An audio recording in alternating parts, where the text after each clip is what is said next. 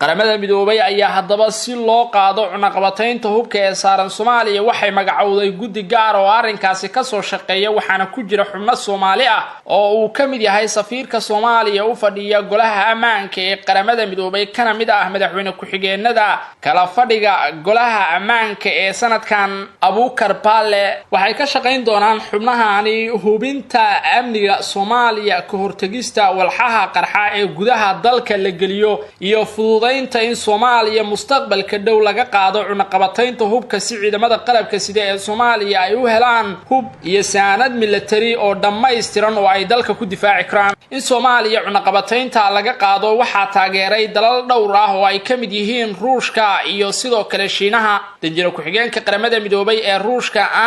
ayaa sheegtay in la sameeyay isbeddello la doonayo in lagu qafiifiyo cunaqabataynta hubka ee Soomaaliya saaran iyada oo taageertay talaabadaasi si loo dhimo halista kooxda argagixisada ee Al-Shabaab ee ka dagaalanta Soomaaliya waxay sheegtay in Ruushka iyo Shiinuhuba ay ka aamuseen qaraarka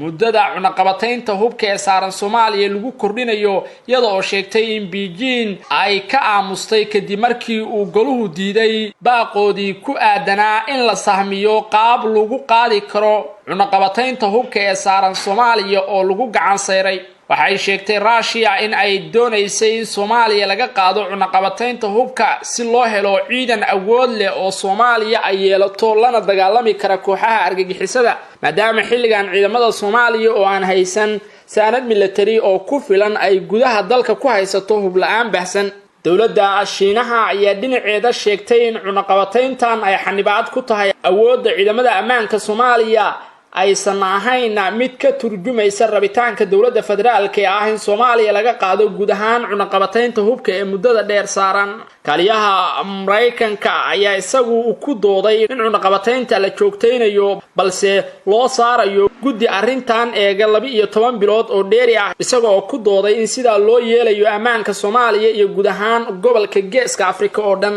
dawladda federaalka Soomaaliya ayaa muddo dheer ku adkeysanaysay in Soomaaliya ay u qalanto in laga qaado cunaqabataynta hubka si ciidankeeda ay u dhisato